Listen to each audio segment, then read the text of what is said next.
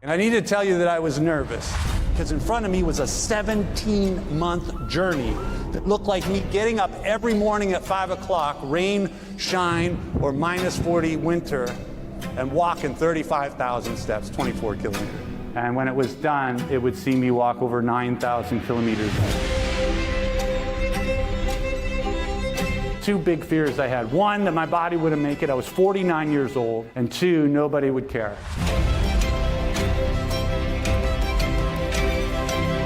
One of the biggest things that I believe in is possibility. It's not looking at what is presenting. It's asking the question, what's behind that? Predictable patterns say that this is probably going to look like this tomorrow, but what if it was a little different? What if there was something else? That's possibility. Our possibility is on the other side of a set of actions that are oftentimes uncomfortable. The greatest thing that we can do as parents, as leaders, as coaches, as businesses, is to foster that possibility and get people moving in the right direction. Possibility needs to be the bedrock of all great leadership. Because you can't lead a company, you can't lead a government, you can't lead a school, you can't lead a family, you can't lead a team without believing that there's something beyond what's in front of us right here. What do people living on the streets know that the rest of us don't? Ooh. I struggle with homelessness. I struggle with opioid addiction. I struggle with mental health. Until eventually I was that guy you see pushing the shopping cart, collecting cans and bottles to support that drug dependency. For me, possibility left me on a park bench. And all I could see is failure. All I could see is my past. The amount of failure in my life, I don't believe in myself. What would you say to that person? That is the only thing I want to do with my life.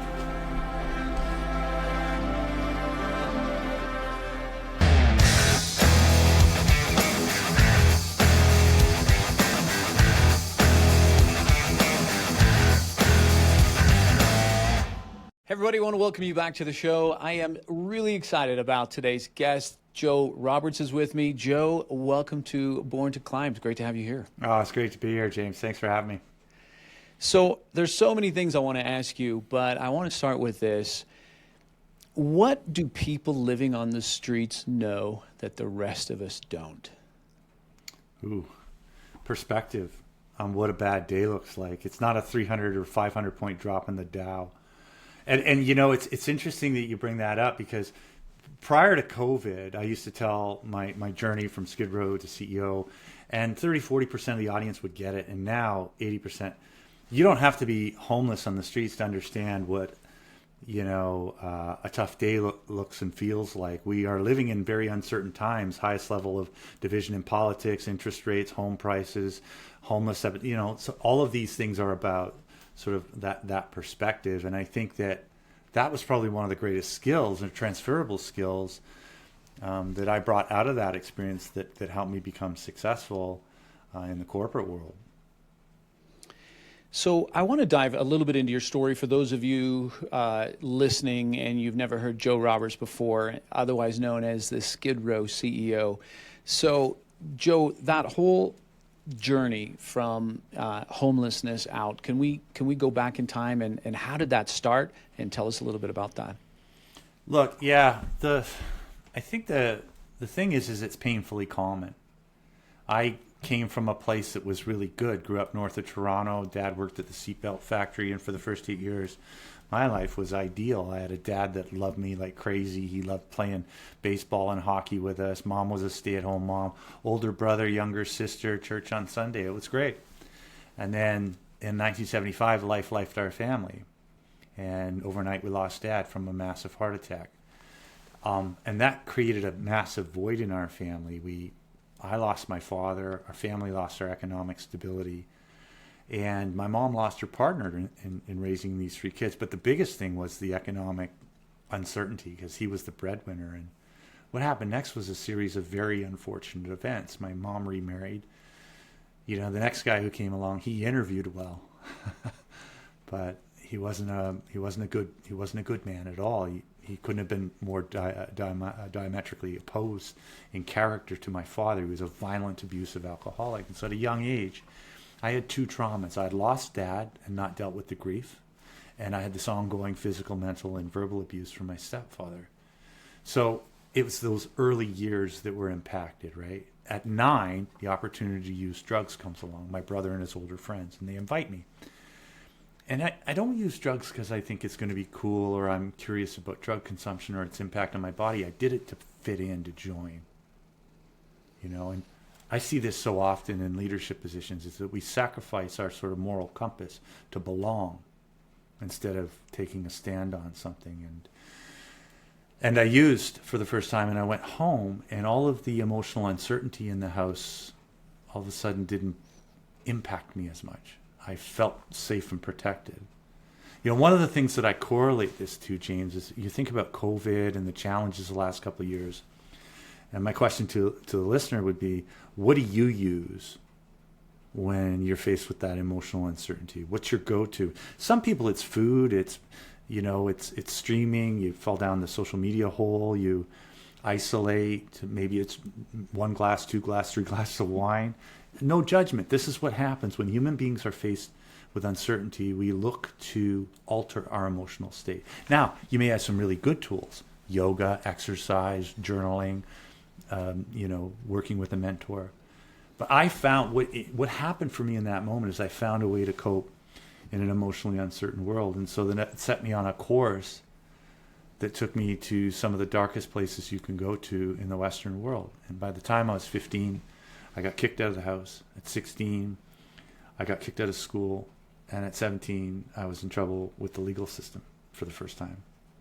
By the time I was 18 years old, I was a kid pushing a shopping cart, collecting cans and bottles to support an opioid dependency in downtown East Vancouver. And I could have never imagined in grade 7 or 8 or 9 predicting the trajectory, but the reality is that not all childhoods are created equal. And, for if you're lucky enough to live in an environment where you can make a mistake and it doesn't cost you everything, then you can learn and grow because you've got the space to do that. I didn't, and I made a mistake or two, and that was me. I was, for years, all my tomorrows looked like yesterday, and I knew inside me there was something more, but I couldn't get there on my own. I couldn't access that potential, that possibility. I have walked down some of the alleys in East Vancouver, and it's definitely a rough place. That's got to be another world in and of itself. So what was that like for you to go from, even if life was chaotic and getting kicked out of school, but then deciding, I'm going to spend my first night on the street, but that's just like another whole world. Tell us about that. It is, if you want to sort of layer that context on it, but it isn't. All of us have been the first at something. Our first day of high school, our first day in a new job, tackling that first triathlon. Emotional uncertainty comes with, a lot of change. I would say that being, living in the downtown east side, that wasn't the sad part. Getting used to it was the sad part. And that's one of the tragedies that I see all around me, is that people get climatized to living in, a kind of environment that's not working for them, because the fear of change is more than the pain of staying the same. And for me, I have the gift to be able to adapt to the environment that I'm in. In fact, my ability to communicate and my deep sense of empathy and really high emotional intelligence helped me survive that environment, because there was some really dangerous days. That also became a transferable skill when I exited that life and got into business, being able to listen to a customer and being able to understand what was important to them and being able to articulate, how we could solve that particular problem and or challenge.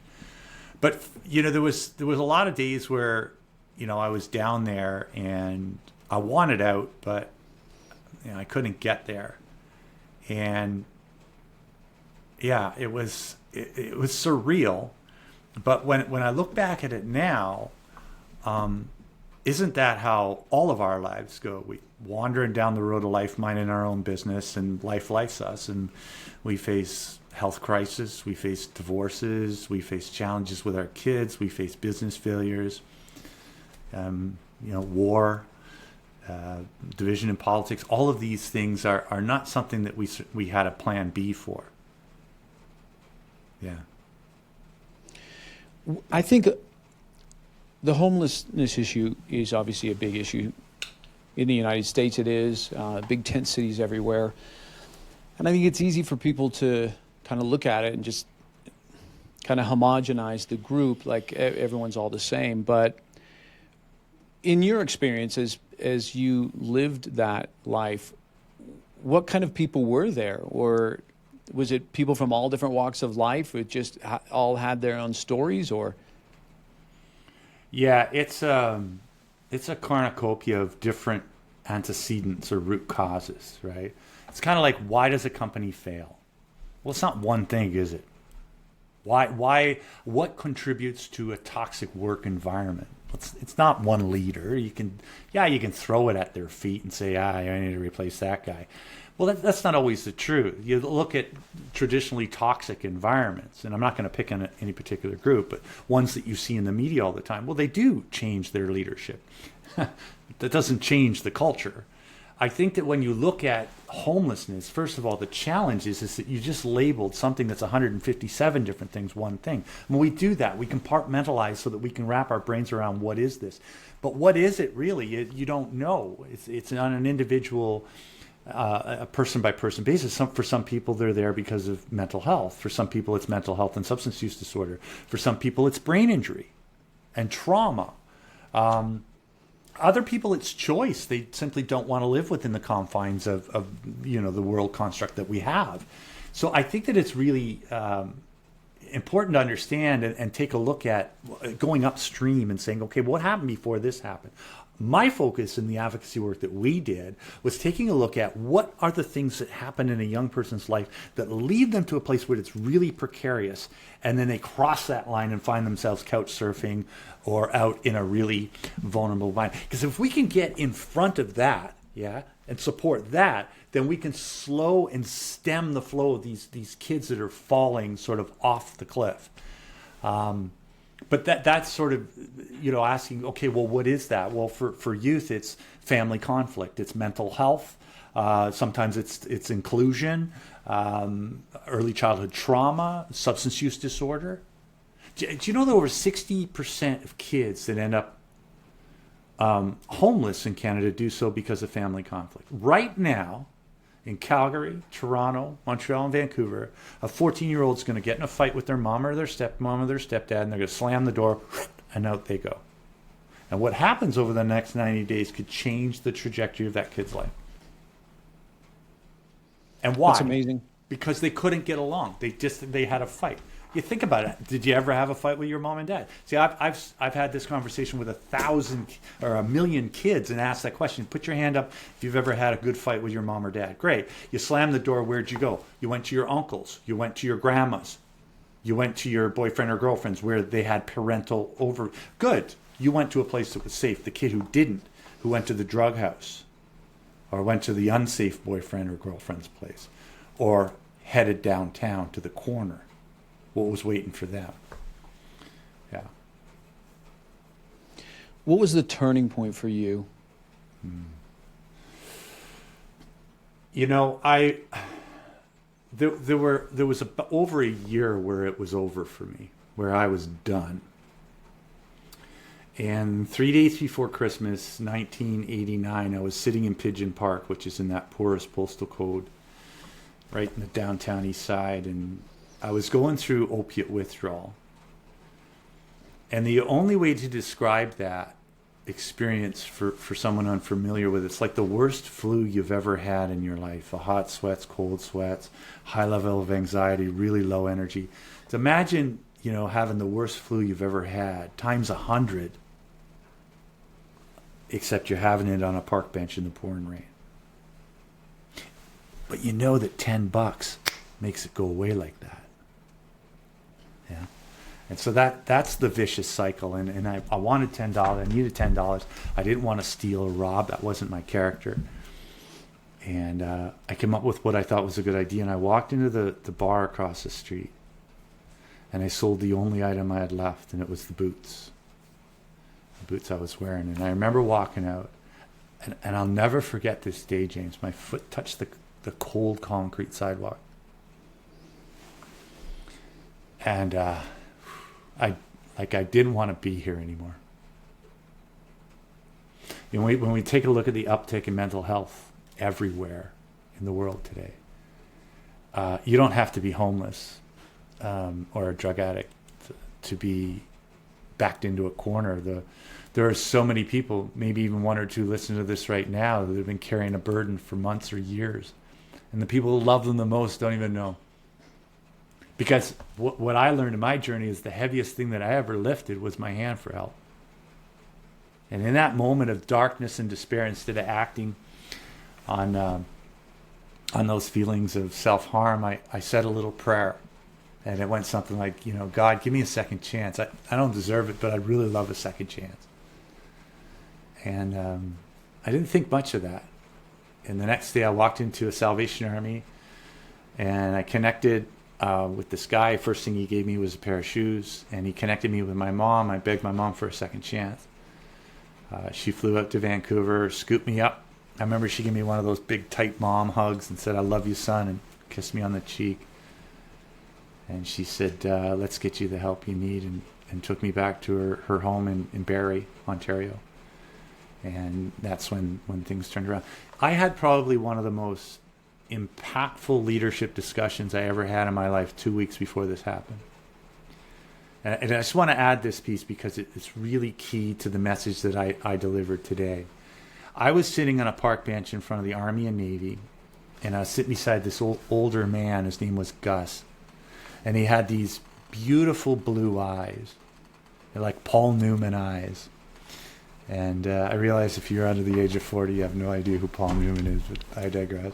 And he looked at me, and we got into a conversation, and he looked at me and he says, "You know, young man, you know, Joe," he says, you're a remarkable young man. He says, if you were able to deal with your addiction and your homelessness, well, you could go out into the world and do something incredible with your life. He said, there's more to you than you can see, Joe. There's more to you than you can see. Sitting beside him on that bench, James, was a guy with dirty black fingernails, scruffy beard, matted hair, old clothes, terrible personal hygiene. But for the first time, someone other than my mom or my daddy spoke to my potential. And that right there, 8 minutes, that man changed my life. I've shared that story with 2 million people. It was the heartbeat behind a walk across Canada where we raised millions of dollars. That idea is so important to me because every single person I meet has more to them than they can see. And the tragedy of life isn't that it ends too soon, it's that we wait too long to begin it because of fear. And because of stories we tell ourselves. You may never push a shopping cart or be homeless or live under a bridge, but all of us have limited our potential because of those stories that we tell ourselves that simply aren't true. They're not a reflection of what you really are and what you're connected to. In that moment when he said that to you, when he's on the side of the bench there, that there's more to you than you know. What was the exact quote again? There's more to you than you can see. When he sat next to you and said, there's more to you than you can see, what was your initial reaction to that statement? Buddy, there is far less to me than you can see. I didn't understand the weight of the seed that he planted in my heart and soul until a decade later. Every single one of us listening to this call and beyond are here today because great people pulled the best up and out of us. I'm here today because 5 or 6 people. I'm not special. I didn't get all this, pull my socks up and get it here. I'm here today because people invested in me. People planted that seed. It wasn't until the years passed. And then one day I look around and I'm like, Gus was right. That guy spent 8 minutes with me. 8 minutes. If you think about, if I was to workshop this, and I do this from time to time, I'll workshop this with people. Write down the 5 people who are responsible for your character, your outlook, your position in life, who really helped shape you, the positive ones. We can talk about the negative ones. That's a different exercise. But the positive people who, sometimes it's mom and dad, but sometimes it's a coach, a music teacher, a football mentor, maybe someone you've never even met, a book you read. You know, Stephen Covey had a massive impact on my early career on value-based leadership. Right? Well, the reality is that we impact more people than we know. You know that even an introvert has an impact on 10,000 people in their life? How many 8-minute interactions do we have? And what we don't understand, and maybe it's unclear to us, is that over the course of a leader's career, there's more than a handful of people who you've helped shape the trajectory of their life. That's the stuff that I want to spend the rest of my life in. That's the place that I want to play in. It's to inspire people to be and step into what's possible for them, to spread. You know, and I never got to go back. James, I never got to go back and thank that guy. And so in his honor, you know, I try to spread Gus wherever I go. I think about what would the world look like if we had more Gus in government, if we had more Gus in healthcare, if we had more, you know, Gus in the classroom, if we had more Gus in the boardroom. He sounds like an amazing individual because I think most people wouldn't sit on a park bench next to somebody who maybe looked like you in that moment. And if they did, then to break the silence and begin a conversation. I think a lot of people feel fearful to do that. So he was really in your world. I think it's so amazing that he spoke up and said that. Yeah, there is something, though, there's a nuance that I don't often sort of unpack. This wasn't just a warm, fuzzy kumbaya moment, because he also said some other things that I'm not going to share. But what that conversation entailed was a conversation that had two things: support person, but challenge behavior. He was supporting me as an individual, as a leader, but he was also challenging me. And I think that combination, yeah, I think that great leaders, this is what they do, is they see what you can't. That's why when I do that exercise, think about the people who helped you become who you are. They saw it in you before maybe you did. That's what great coaches do. This is why we love underdog stories in sports. This is what we admire about every great social warrior. It's the thing that we admired about Dr. King, Nelson Mandela, and a one-legged boy from Coquitlam who had the audacity to try and run across the country, Terry Fox. Was it probable? No, it was possible. Seeing something. Yeah. Yeah. When your mom came and got you, and then obviously you went through a period of getting off the streets, then you entered into the business world and rose all the way up to be the CEO of a large media company. So I'm curious, what in your story in those years, especially on the streets, actually helped you be a better CEO than had you not gone through that? We've talked about one, perspective. When the media or the social media or whatever is trying to scare me, I don't scare that easy. I know what a bad day looks like. There's a lot going on in the world, and there's a lot of negative news. There's a lot of good stuff going on too. So I think that you kind of need to be discerning about what you let past that filter, or at least if you let it past the filter, don't let it mess your emotional state up too much. So that's one. The second thing is I have a high level of EQ and empathy. I get people. I know how to communicate with people. I can sit down and have a conversation with a world leader and then walk out the door and sit down on a sidewalk and have a chat with somebody who's street involved. So I have a really high EQ and a really good... But I think the biggest thing, and this is something that we all have if you've been alive the last 5 years, is I have well-worn neural pathways on how to solve unsolvable problems. So you think about the last 5 years, if you're in a leadership position, going from quarter one, COVID, okay, this thing hits.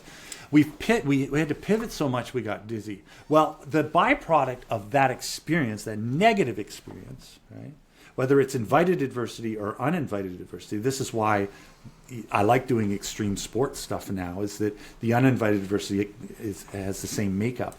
Is that what it does is that it forces you to kind of find solutions where there isn't. For years, I would go to bed at night not knowing how I was, waking up the next morning, not knowing how I was going to solve unsolvable problems. Again, so that's homelessness. Didn't have access to resources, didn't know what I was going to do next, still had to suit up and show up. Right? So all of us have been through that in the last couple of years. And what that does is it builds the ability to navigate uncertainty, which is absolutely critical for what's in front of us. The leaders who are going to take us past the next 10, 15, 20 years as we head into AI and automation and all of these things that are exciting but also emotionally charged and scary, are the people who will be able to navigate that. And so those three things, I think, perspective, communication and empathy, and the ability to solve unsolvable problems. When I got into business, I remember I first job in sales, right? I'm out there, and I'm killing it. And my sales manager goes, how come you outperform like 85% of the people in the sale? And then I said, I don't know why. He says, well, doesn't the cold call rejection bother you? And I'm like, rejection? Try panhandling in front of 7-Eleven. That's rejection. They just didn't want to buy a photocopier from me. It didn't bother me. And so I had a thicker skin. And I think that's also served me. Since the first day I got sober over 30 years ago, I've had nothing to lose. I want to go back to the second point you made there about communication and how you said I could sit down with a world leader and then I could walk outside and sit down on the street and have a conversation with somebody. What's the secret to that? Or is that something that you're born with? No, I don't think you're born with it. I'm skeptical of that idea that we're born with anything. I think that's a bit of a story. I think that it's, I think that it's understanding that people are people. I've had enough experience that I've sat across from people who are, worth $20 billion, and they're no different. When I get in and pick around on the emotional stuff, we feel and look, and it's the same stuff. And as long as you're not being pretentious, I think that my ability to connect and try to find that emotional common ground, and it comes to me naturally, again, because it's that high level of EQ, is that when you build that bridge, it doesn't matter what station we are in life. We're all human beings. And it doesn't matter how old or young you are. It doesn't matter our faith or religion or our politics. At the end of the day, we're all the same. We are this one, thing. And once you kind of get that, some of the other stuff falls away. Like, oh, I'm talking to somebody who's important. No, that's Bob. Respect the protocol and stuff. But at the end of the day, I've been across from people and I'm able to kind of cut through relatively quickly and connect on that human level. In fact, I was just talking with a former on LinkedIn. I was talking to this guy. I connected with him, and guy won a Stanley Cup. I know him. I won't say who he is. But then we started talking. I just asked the question, how did pro sport and mental health impact your retirement? And he's like, whoa, dude. And then, because I know that already. Yeah. What would you say to someone listening who they consistently have a problem when they go to talk to someone who they perceive as above them or important, or maybe it's the boss at their job or the CEO, and they tighten up and then, they freeze and they don't know what to say? What would you say to someone to help them calm down in that moment? Well, I mean, it might sound trite, but it's just like, I look at everybody as a friend I haven't gotten to know yet. I also don't have a lot of attachment, and this is helpful when I'm talking to people. I don't care whether the conversation or the deal goes my way. I want the human connection first. If we get to do business together, great. Right? I think that early in my career, I had an attachment to me wanting something. And if you want something going into it, that's going to show itself real quick. Especially if you're talking to somebody at a senior level or somebody who, honestly, they face that with every person they meet. My friends who are super, super rich, every person in front of them wants something.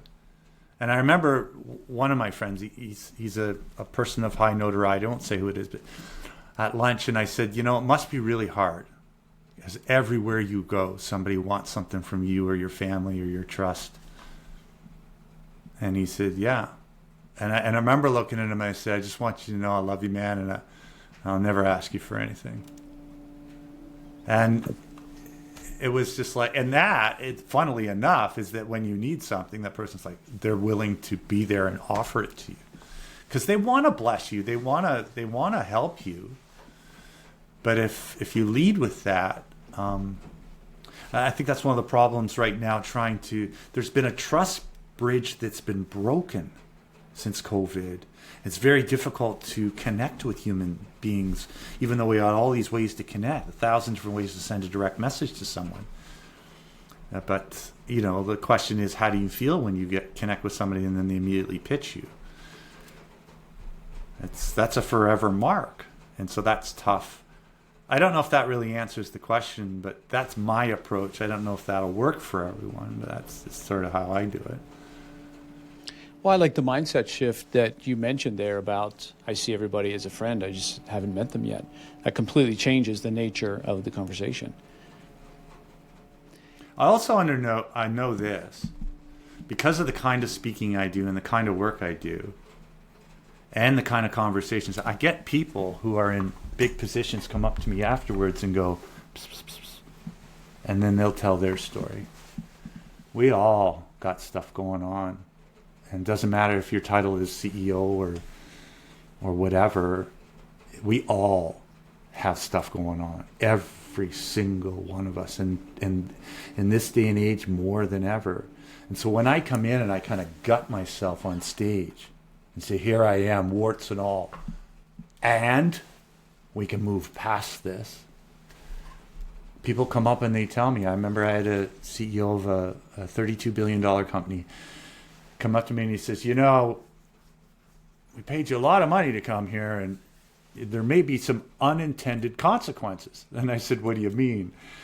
And there was just some questions about legacy and what time's left and things that this individual wants to do, which doesn't necessarily involve running the $32 billion company, which to me is flattering. It's like, that is so cool that you're walking away with that, where you're looking at the runway of your life and saying, I want to do stuff that has an impact on other people, not just continue to drive shareholder value, which is cool. I like when I hear stuff like that. But. Well, I want to ask you about your walk across Canada, because you get off the streets, you rise up in the business world, you become a CEO. So in every way, people would think that's an amazing story. That's how you just want to end the story. But there was something inside of you, I saw online, you were talking about this in a video, that there was something inside of you that felt like what I'm doing right now as a CEO isn't aligned with my purpose. So I want to know about that. What was that tug in you? Did you know what it was right away? Did it hit you, or did you need to discover this over time? Well, let's go back to the street corner when I sold my boots, because in that little prayer and petition, I said to God, you give me a second chance, and I promise I'll make good on the opportunity, and I'll do something to pay it forward. So now we fast forward 12 years. I made good. I made something of myself. I went out and I met with some moderate success, and things were really great. But what I discovered, James, is I got to the place that I acquired everything that they promise in our Western culture leads to happiness and fulfillment, and I wasn't. There's a great honorary doctorate speech by Jim Carrey at Marrakesh University, where he said, I hope all of you find financial success and success beyond your wildest dreams, so you'll realize how empty and hollow it is. And that's what happened. Is I got it all, and I looked around and went, "Huh, is this it?" And my daughter was born in 2003, and I decided I wanted out. I didn't want to run the company anymore. It was kind of soulless work for me. I'm not. It's ironic that I get called Skid Row to CEO, because I'm actually not CEO. I'm more sales guy. I'm a business development person. I love a boardroom. I love a contract. I love rolling my sleeves up and getting in there. But the actual day-to-day of running and steering the operation of a large organization isn't really my mojo.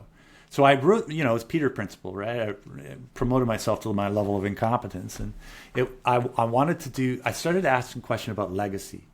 And I think this happens to us when we get, in our late 40s. We start asking, okay, well, and if you've met with a little bit of success, it's like, okay, well, what do I want to do? What kind of mark do I want to make in the world?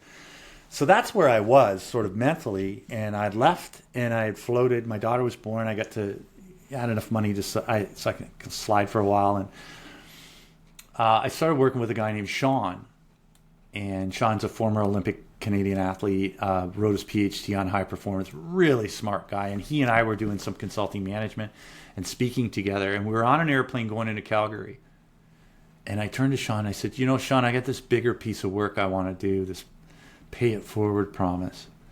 And I told him about the conversation on the prayer on the street corner, and he says, well, what do you want to do? I said, I would love to do something to raise awareness on what we could do to intervene and support kids before they become street involved, before they become homeless, before they become like me pushing a shopping cart. He says, well, when Canadians want to raise money for things, they run across the country, Joe. He says, why don't you run across Canada? He says, why don't you run across Canada? I have to tell you, at 40, I was 45 years old. I was a non-athlete. I was never a sporty kid. I failed grade 9 gym.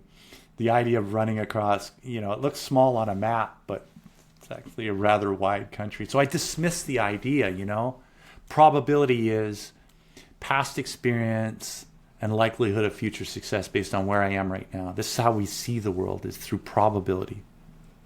Probability. The probability of me walking across the country was very low. So I dismissed it. And he says, what if you shared your story, Joe? You love sharing your story. What if we raised money? You walk slowly across the country. Instead of run, you walk. And I said, well, how would it be different? What's my value proposition differential, right? He said, push a shopping cart. Nobody's ever done that. It's a symbol of homelessness, the thing you're trying to avoid for every kid in this country. Along the way, you could talk about the change that you're pushing for. And in that moment, on that flight into Calgary, the hair on my neck went up, and I knew. I just, my spidey senses, I knew I had to explore this thing. And so that's what we did. We went and worked with that client, went home that weekend. First problem we had was a shopping cart. And we got a baby carriage, and we got a metal fabricator to weld a cage onto it. And then over the course of the next 3 years, we slowly worked through the 10,000 problems that we had and the 25 roadblocks, show-stopping roadblocks that would prevent us from doing this. And I finally found myself, after that 3.5-year period, standing in Cape Spear, Newfoundland, ready to walk across the second widest country on earth, pushing a shopping cart, which I had no business doing. I'm 49 years old now because time had passed. But I was connected to a high level of purpose and passion. And one of the things that I often talk about is that you can find that greater sense of yourself when you're doing things for reasons that are very well aligned with your values. The reason why the company stopped working for me is I wasn't aligning it to my values. I could have easily done that. I could have made it an adjustment and made it more aligned and continued, but I didn't. I left. And so over the next 17 months, we slowly traversed the entire country. And I'll tell you what, I worked so hard to get race ready. We had spent 3.5 years building the campaign 6 months before I got to Ontario. So 4 years had passed before I'd seen a really big crowd. But I remember crossing the bridge into Ontario, and I walked down. There was 1,000 people waiting for me. The Ontario Provincial Police came on board to support us. And I got to the bottom of the bridge deck, and waiting for me was the greatest hockey dad in the world, Walter Gretzky. And I remember I was so taken by this, because being a Canadian boy, you know, growing up on hockey, and Walter, when he was alive, he was a real statesman for all things Canada. And I was just humbled and you know, really feeling grateful that he would take time. And I remember I leaned in and I said, Walter, what one piece of advice would you give me as I'm about to walk into Northern Ontario in the winter? And Walter said, don't quit. And I remember thinking when he said that, I'm like, oh, we kind of had that in Moncton. But then he said it. He says, remember the kids. And what he was pointing to, James, was my why. It wasn't about traversing the country. It was about trying to change outcomes for kids that, didn't quite have, they all the possibility in the world, but they come from impossible places. And so, yeah, the day finally arrived. I walked into the downtown Vancouver, and 17 months, 9,000 kilometers, 11 million steps. And I remember walking past that park bench. Behind me was 1,000 people coming into Vancouver, going through that old neighborhood. I sat that bench that I'd sat bootless and hopeless, that corner where I'd made that prayer and that promise. And back in the day, if you would have ever met me, I'm somebody who had a problem with shame. I always looked at my feet, because I was ashamed of who I was and the choices I'd made and the man I'd become. But in that moment, my chin was up. I made good on that promise. Some of the things that happened as a result of that campaign have forever changed communities. And the biggest asset in that campaign was we got to engage with law enforcement and unions and community and people in the sector and government at a municipal, provincial, and federal level. But the biggest piece was we got over 100,000 kids engaged in walking with us and slowly moving across the country. And they got to learn something about themselves. They got to learn about their potential and possibility. They got to learn about issues, and they got to support something locally. So, probably one of the biggest things that I ever dreamed or executed. And what it leaves me with today is that so many of us have one of those or two of those ideas in our pocket. And I like to encourage people to follow their bliss, follow their dreams. It may seem big and scary, and you might be on the wrong side of a whole pile of work. But the level of fulfillment when you're doing something that really matters to you, that makes a difference, is what leadership's all about. For those of you who are listening, when Joe talked about Walter Gretzky, so Walter Gretzky was the father of Wayne Gretzky, and if you grew up in Canada, everybody knows Wayne Gretzky was just, the best hockey player to have ever lived. And so it's just, Canada's a small enough country that you, in a sense, start to feel like you know everybody, even if you don't know them. So it's a great story about running into him.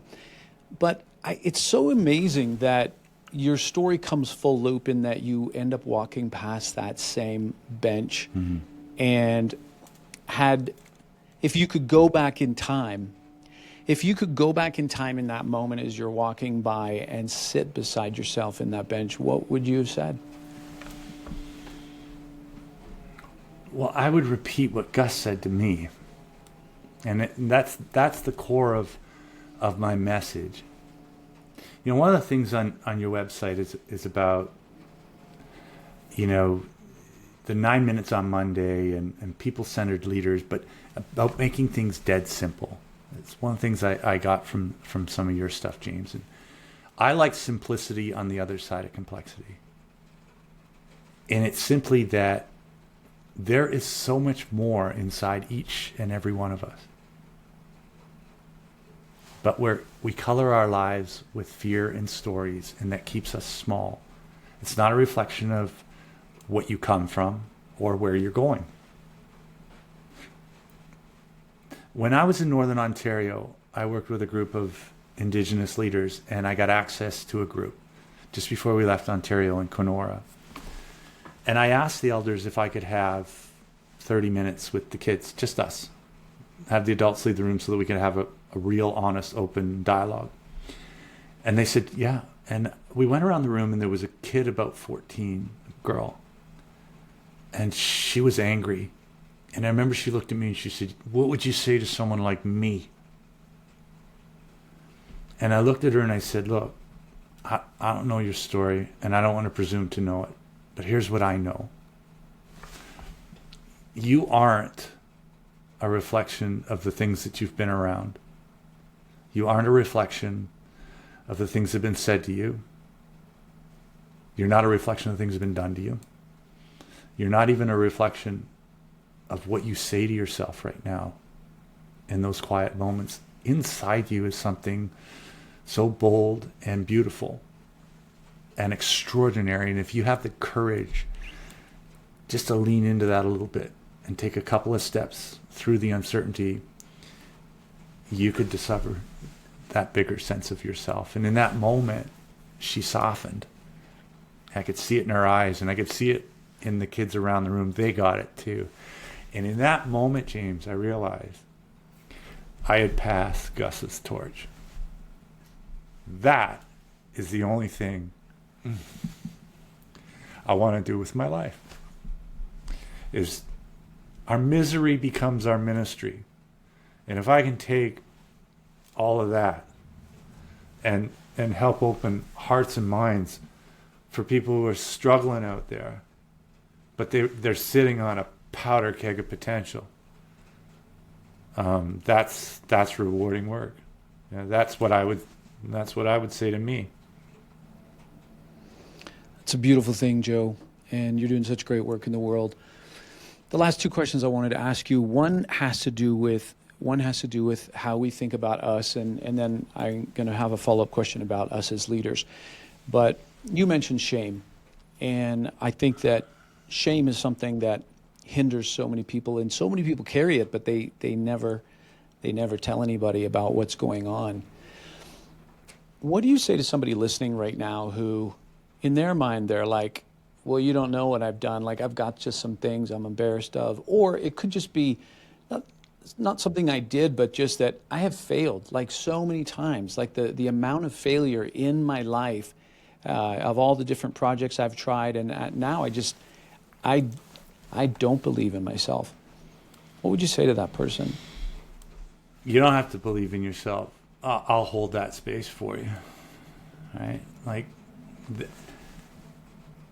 there's never been a moment in my life, or your life, or anybody's life, where we can't change the way we think, the way we act, and alter tomorrow's outcome. There's never been a moment where we cannot change the way we think, act, and create a different outcome tomorrow. But starting today, our future's spotless. And if this came from someone else, maybe it wouldn't have the impact. But you're talking to a guy right now who slept behind a urine-soaked dumpster in the downtown east side, addicted to drugs. I was that guy pushing that shopping cart. And I say this with such enormous conviction that there is more to us than we can see. Not because I read it in a book or I saw it in a movie, but I experienced it. I'm a non-athlete who walked across the country. I'm a non-athlete who competed a full Ironman. I'm a dyslexic with 4 published books. You know, I'm a convicted criminal who just spoke to the entire senior leadership of the Royal Canadian Mounted Police. Possibility is all around us. What I would ask you to do is suspend the emotional conviction you have and take a step into the uncertainty. Take a step forward, because when you do that, it's like a sink full of dishes. Once you do the dishes, the entire day changes. But you've got to get up and put your shoes on and take a couple of steps forward. Nobody can do that for you. And when you do that and you start taking those steps forward, all of a sudden, the world changes and shifts Dr. Carol Dweck's research, Stanford professor, growth versus fixed mindset. She talks about this. Teach your kids to take action, because in action, that's when you discover potential or possibility comes out of the peripheral. Yeah. What was the second part of the question? Well, Napoleon has a great quote when he said, "Leaders are dealers in hope." And my second question is, I'm a hope dealer. if you had one message for leaders about the people they lead and potential, what would it be? Be careful of your constant bias on looking at someone and not seeing their potential. Think about the people who invested in you and who you are, and look past how someone's showing up. Look past their probability. Look past their dirty fingernails and their clothes, because inside every single human being is a champion. And your responsibility as a leader is to pull that to the surface. When the team doesn't make the playoffs, they fire the coach. They don't fire the players. Right? But it is our bias in how we see things. The biggest thing to protect is your ability to see possibility. Is your ability to see something that isn't quite there. It's a little opaque, and then lead the team. That is what the corner office or the boardroom or that C-suite is all about. Yeah. And so that leadership and conviction is sometimes it's that really lonely place to be, because you've got to hold that space. You got to hold that space in the big decisions and choices you make, but you also have to hold that space for the people that are around you. And when you do, they will always show up in extraordinary ways. Every single story, when you're reading in Forbes or wherever, these stories of, enormous transformation, change, beautiful business outcomes, it's always about the team that was around that great leader. It's not the leader, it's the team. Yeah. And I think so many leaders, everyone understands the concept of vision. We got to have vision as leaders, but I think a lot of leaders miss that half of the vision you need to have is in the individual people. It goes back to the Pygmalion effect or the Rosenthal-Jacobson effect, right? That famous study where the teachers who didn't know these students were not A students, but just were told they were A students, and by the end of the year they were A students, and it had everything to do with the expectation of potential that the leader had in their life, and people rise to that. So to your point, yeah, I think for a couple hundred years, the world has struggled with substance. We used to call it addiction. We've reframed the term, the substance use disorder, whatever, right? And everybody tried to do something about it. The hospitals, the government, the church. And along comes a group of people who are a bunch of what society would call fall-down alcoholics or fall-down drug addicts. And they ultimately build a wireframe and an IP that goes on to help free 25, 30, 40, 50 million people globally. Don't underestimate those people in front of you, because every one of us has it within us to be absolutely brilliant, regardless of what history has written to this moment. Joe, how can people get a hold of you if they'd like to know more about your work or potentially have you come in to talk to their crew? The best place to find me is on LinkedIn. And I would assume most of the folks that are tuned into this are on LinkedIn. It's Joe Roberts at Skid Row CEO. I respond, and I'm on LinkedIn every day. I try to broadcast something positive. It's a non-divisive channel that I keep. I've got a website, Skid Row CEO. But yeah, if you Google me or find me on LinkedIn, DM me and tell me that you heard me on through James Robbins and this podcast, and yeah. And if you do so, I'll send you a free copy of the book that's over my shoulder right here. I love giving this out for free, the digital copy. And when I'm not doing this to try and harvest emails for a newsletter, you don't even need to share your email, but just to share good ideas, leadership, some of the inspiring story, and is to help people move the ball down the field. I appreciate you having me on the program to cross-pollinate and to connect with people that I haven't. That part's been a joy. It's been a huge pleasure. For everyone listening, we'll have all those links for Joe, his website, his LinkedIn, in the show notes. You can find those at jamesrobbins.com/podcast, and then look up the episode with Joe Roberts. Joe, I just want to close out by saying that one of the things that's dear to me when we talk about purpose is this concept of inspiring people, giving people strength, helping them see their potential. In fact, this entire show, Born to Climb, is in a sense born out of that same desire, that people do have amazing potential within them. And I just wanted to say that I'm so inspired by your whole story, but not just your story, but what you're doing now with it, and that you really are changing lives. But not only you're changing lives, but this really means a lot to you. I can tell that. And as you said, this is what I'm called to do. And so we need more people like you in the world. And Joe, thanks for being on the show. Thanks for having me, James.